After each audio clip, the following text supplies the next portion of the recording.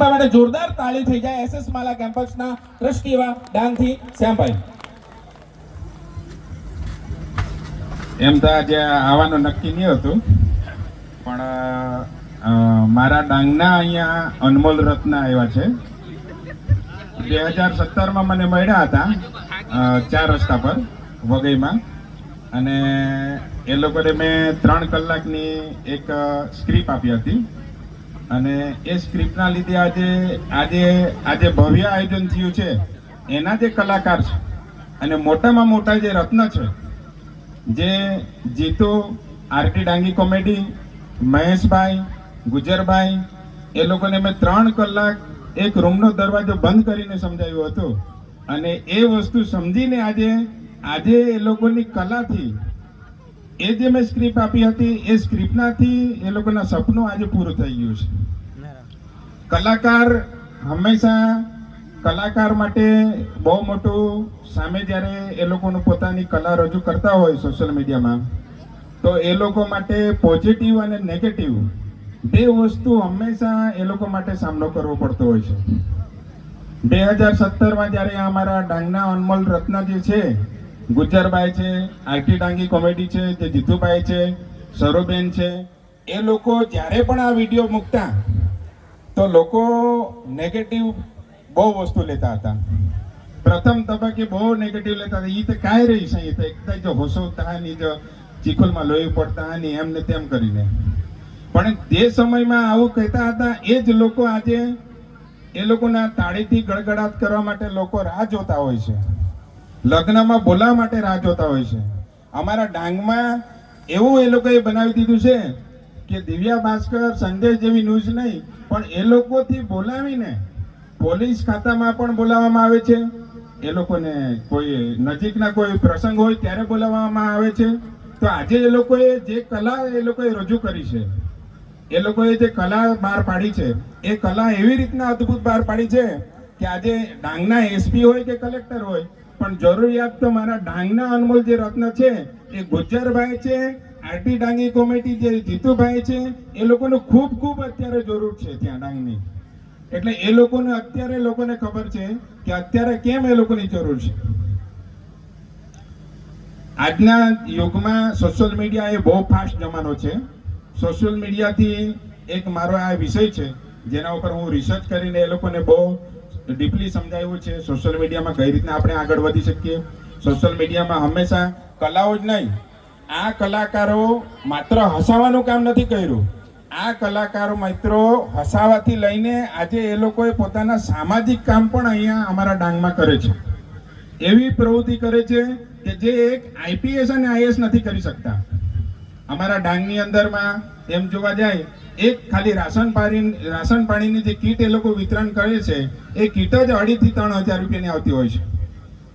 જીતુભાઈ, ગુજરભાઈ એ લોકો એક મહિનામાં 50 થી 60 જેટલી કીટ વિતરણ કરે છે. ખાલી તમે એ કીટની જ કિંમત નક્કી કરો, 3,000 બી હોય તો 1,80,000 રૂપિયાની ખાલી માત્ર એ લોકો કીટ વિતરણ કરે છે. જેટલો એક કલેક્ટરની બી સેલેરી થાય એના માફકમાં એ લોકો સેવા જ કરતા હોય છે. એટલે લોકોને હસાવાનું કામ તો કરે જ છે, પણ એ લોકો સમાજનું પણ કામ, સેવાઓમાં કામ કરે છે. એક આપણી જ્યારે એક ઉંમર નક્કી થતી હોય છે, આપણે 10 વર્ષના હોઈએ ત્યારે આપણા પર કોમ્પિટિશન કે સમાજમાં એટલું બધું આપણે બહાર નથી પડી શકતા. જ્યારે આપણે 15 થી 20 થી 25 વર્ષના ઉંમરમાં જ્યારે આપણી ઉંમર હોય ત્યારે આપણે સમાજ સાથે આપણો થતો હોય છે. અને એ સમયમાં એવું થાય છે કે આપણે જ્યારે પણ જેમ આપણું પ્રવૃત્તિઓ ઉપર થતી જતું હોય છે, તેમ આપણું નેગેટિવ એટલા જ લડત માટે આપણા પાસે આવતું હોય છે. એટલે આપણે જ્યારે પણ સક્સેસ તરફ જ્યારે જઈએ ત્યારે આપણા માટે 70% જેટલી 70% પબ્લિક એવું હોય છે કે જે આપણા માટે નેગેટિવ માટે એ લોકો હંમેશા નેગેટિવ લાવતા હોય છે.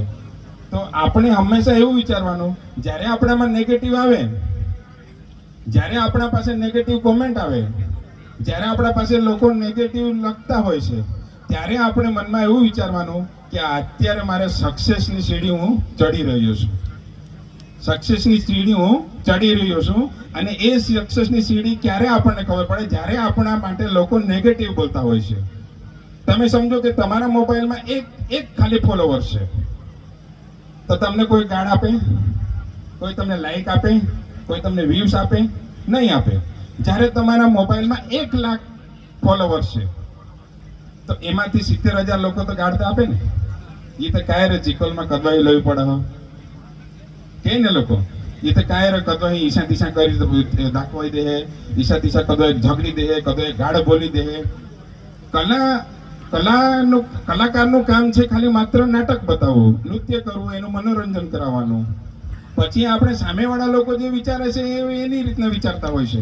પણ જ્યારે લોકો એને નેગેટિવ બી બોલે તો પણ એનું લેવલ ઉપર જતું હોય છે. તો આવી રીતના આજની સીડી જે આ જે ઉદાહરણ કહેવા માંગુ છું તે મારા ડાંગના જે અનમોલ રત્ન છે, આ 5 અનમોલ રત્ન છે જે ડાંગ છોડીને પણ આજે અહીંયા જે પબ્લિક ભેગી કરી છે એ પબ્લિકના આ એક ઉદાહરણ છે કે જે તે સમયમાં 2017માં લોકો એ લોકોને નેગેટિવ લેતા હતા, 18માં નેગેટિવ લેતા હતા, 19માં નેગેટિવ લેતા હતા. આજે 2026માં એ લોકોને નેગેટિવ તો લેતા હોય છે પણ એટલું બધું એ લોકોની સીડી છે કે આજે એ લોકો સક્સેસની સીડી પર છે. આજે એ લોકો નામથી, એ લોકોના કલાથી આજે અહીંયા 3,000 થી 5,000 પબ્લિક થવી, વગર પૈસાએ ખર્ચ્યા વગર પબ્લિક થવી, એટલે એ મતલબમાં સમજી જવો કે એ લોકો આજે સક્સેસની સીડી છે કે નહીં? સક્સેસની સીડી છે કે નહીં? છે ને. આપણે હંમેશા આપણું જીવનમાં નેગેટિવ જ્યારે આવતું હોય તો આપણે એવું જ સમજવાનું, એ ફેસને એવી જ રીતના જોવાનું કે આપણે પોઝિટિવ ઉપર છે. કલાકાર ઘણી બધી સોશિયલ મીડિયામાં એક્ટિવિટી કરતા હોય, કોઈ પણ રીતના જે સોશિયલ મીડિયા ઇન્ફ્લુએન્સર જે અહીંયા હાજર છે, ઇન્સ્ટાગ્રામમાં હોય, ફેસબુકમાં હોય કે યુટ્યુબર હોય, એ લોકોએ એક જ વસ્તુનું વિચારવાનું છે કે આપણે નેગેટિવ વસ્તુને હંમેશા સક્સેસ તરફ આપણે જઈ રહ્યા છે એવું જોઈને પબ્લિકને નહીં પણ આપણે પોતાની રીતના સહન શક્તિ કરીને, આત્મવિશ્વાસ રાખીને આપણે આગળ વધવું જોઈએ. હું પણ એવી રીતના જ આગળ વધ્યો છું. જ્યારે આપણે સક્સેસ થવાના હોય ત્યારે આપણા પાછળ બહુ બધું નેગેટિવ આવતું હોય, બાણ કોઈ પણ તાણતા હોય, પણ સક્સેસ તો ત્યારે જ અમે થયા છે જ્યારે અમે અમારી છાપ ખરાબ કરીને પછી અમે સક્સેસની સીડી ચડ્યા છે. આજે અમે સોશિયલ મીડિયા કોરોના કાળની અંદરમાં, તમે માનો નહીં, કોરોના કાળ જ્યારે આવ્યો હતો ત્યારે આપણા દક્ષિણની અંદરમાં અમે વિચારતા હતા કે આપણા આદિવાસી બાળકો કઈ રીતના ભણશે. તો અમે એક એજન્સી રજીસ્ટ્રેશન કરીને અમે ઓનલાઈન પ્રવેશ માટે એક પ્લેટફોર્મ બનાવ્યું અને આખા ગુજરાતમાં અમે 2 વર્ષની અંદરમાં 23,700 વિદ્યાર્થીઓને અમે પ્રવેશ અપાવ્યા હતા. એમાંથી 17 જણા ડોક્ટર બન્યા હતા, 237 જણા એન્જિનિયર બન્યા હતા. એટલે અમે અમારી રીતના એક સક્સેસ કરવા માટે પૂરી કોશિશ કરી હતી. આ એક પ્લેટફોર્મ છે, સોશિયલ મીડિયાનું માધ્યમ છે. આજનો જમાનો સોશિયલ મીડિયા છે. જ્યારે આ સોશિયલ મીડિયાથી જ તમે આજે અહીંયા હાજર છો એવું મારું કહેવાનું છે કે સોશિયલ મીડિયા એક એવું પ્લેટફોર્મ બની ગયું છે કે જેને પ્રોત્સાહન રીતના બહુ આગળ રીતના વધી રહ્યો છે જમાનો. સોશિયલ મીડિયા નેગેટિવ પણ છે ને પોઝિટિવ પણ છે. સામેવાળા વિચારવા પર ડિપેન્ડ કરે કે નેગેટિવ પર લેવું છે કે પોઝિટિવ પર લેવું છે.